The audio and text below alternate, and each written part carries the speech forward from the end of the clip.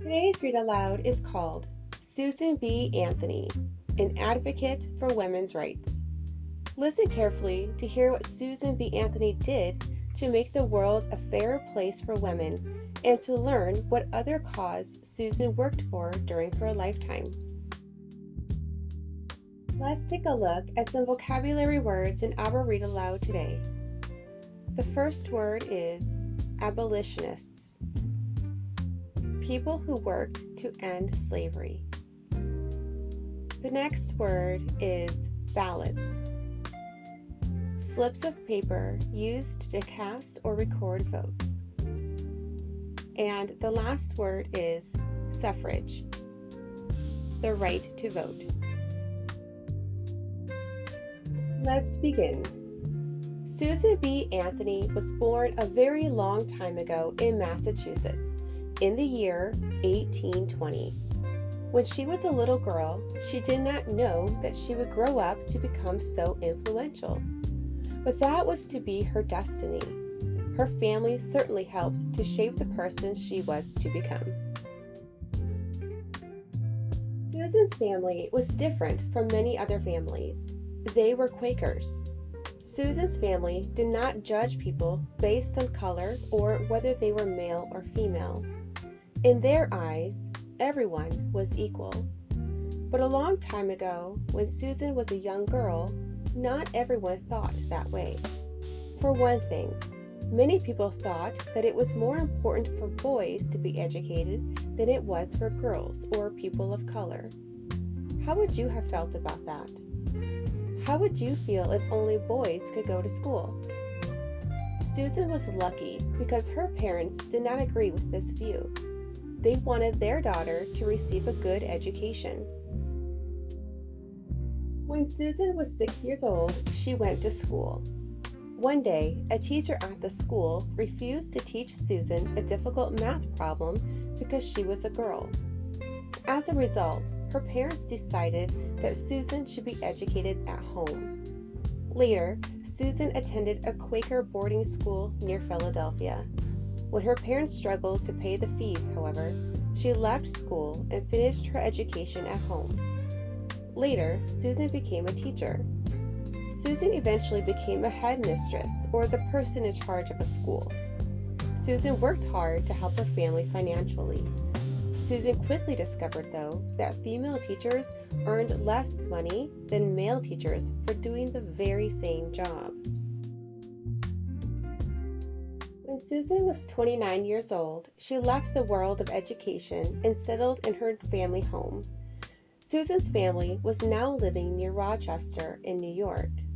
It was during this time that she met some very brave people who were trying to abolish or end slavery in the United States. These people were called abolitionists. Secret meetings were held late at night in her family home. Susan became involved too. Her heart began to tell her that it was important that she try to make the world a fairer place. So Susan decided that she would join the fight to abolish slavery. A long and difficult journey had begun. In the early days of the Civil War, Susan helped to organize women's groups to speak out about slavery. This was not an easy thing to do. Back then, people did not have computers or cell phones. Susan and her supporters had to travel in horse-drawn carriages and communicate by letter. Newspapers printed many articles that criticized her views and called her a troublemaker.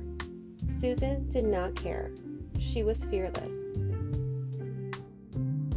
While the Civil War raged in January 1863, President Abraham Lincoln took an important step toward ending slavery when he issued the Emancipation Proclamation.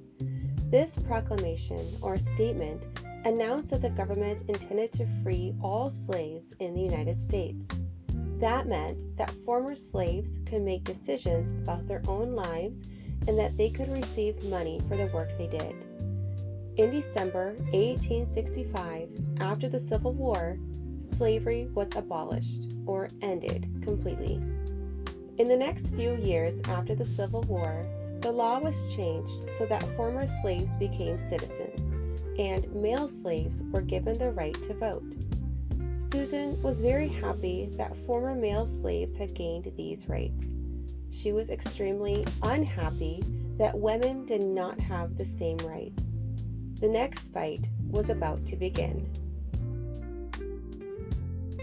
It might be difficult to believe now, but when Susan was alive, women had very few rights.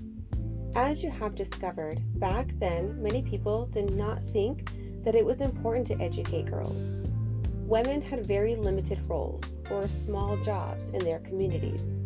They could attend meetings, but were not allowed to speak in public, hold office, or vote. Women were not allowed to become doctors or lawyers. Few girls stayed in school beyond the 8th grade. Married women could not own property. If they did own property before they got married, they had to turn it over to their husbands after they got married. Susan had hoped that former abolitionists would now support women's rights. She was disappointed to discover that many men who had helped to abolish slavery did not believe that women should have suffrage or the right to vote. Susan was determined to change this view. Susan joined forces with two women named Amelia Bloomer and Elizabeth Cady Stanton. Together, they began to fight for women's rights. Women like Susan, who campaigned against these laws, became known as suffragettes, or people who fought for women's suffrage. Susan became secretary of the American Equal Rights Association. She traveled all over the country by wagon, carriage, and train, speaking for women's suffrage. She organized petitions and clubs, and she wrote newspaper articles. Susan also became publisher of The Revolution, a newspaper dedicated to women's issues. Printed on the front page of this newspaper were the words, "Men, their rights and nothing more. Women, their rights and nothing less."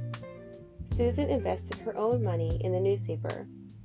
Continuing the fight for women's rights, Susan also helped to found or start the National Suffrage Association. When Susan ran out of money, she gave up her position at the newspaper and had to find another way to make money. She began to tour the country, speaking to groups that paid to hear her speak. Susan was in her 50s when she took her campaign one step further. She tried to cast her vote for president. She and several other women marched into a New York barbershop where male voters were voting. The women held a protest. They demanded the right to vote. The men in charge were unsure of what to do. They were unable to stop the women, so the women finally voted in the election. And so, in 1872, about 50 years before it was legal to do so, Susan and the other women cast their ballots for President of the United States. 2 weeks later, Susan was arrested and charged with illegal voting. Her arrest caused a national uproar. Susan was not afraid. She asked the general public to consider, is it a crime for a United States citizen to vote? The judge in the trial did not think women should have the right to vote. He decided against Susan before the trial even started. He did not let her talk. He ordered the jury to find her guilty. He then asked Susan if she had anything to say. "I have many things to say, for in your ordered verdict of guilty, you have trampled underfoot every vital principle of our government. My natural rights, my civil rights, my political rights, my judicial rights are all alike ignored." The judge tried to quiet Susan, but she continued to speak. He sentenced her to pay a fine of $100. Susan's response was to say, "I shall never pay $1 of your unjust penalty." She never did. By the end of the 19th century, people's views about Susan B. Anthony began to change. She had become a national heroine. Susan continued to travel the country, speaking for women's voting rights. Now, people couldn't wait to hear her speak. She became president of the National American Women's Suffrage Association.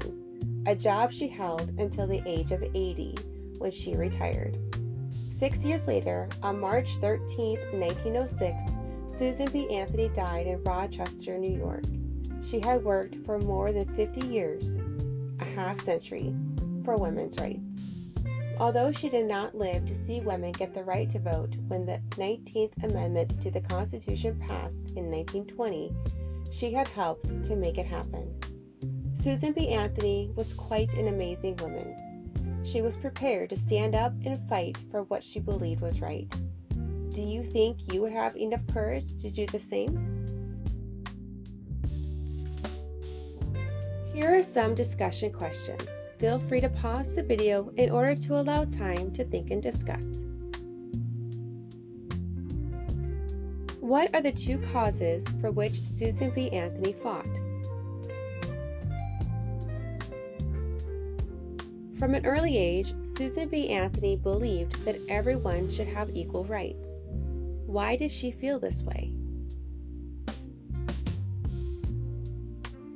During Susan's time, did most people believe everyone should have equal rights?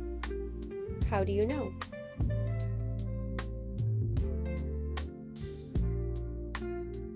What is an abolitionist? Why do you think Susan B. Anthony became an abolitionist? Why do you think Susan started a newspaper?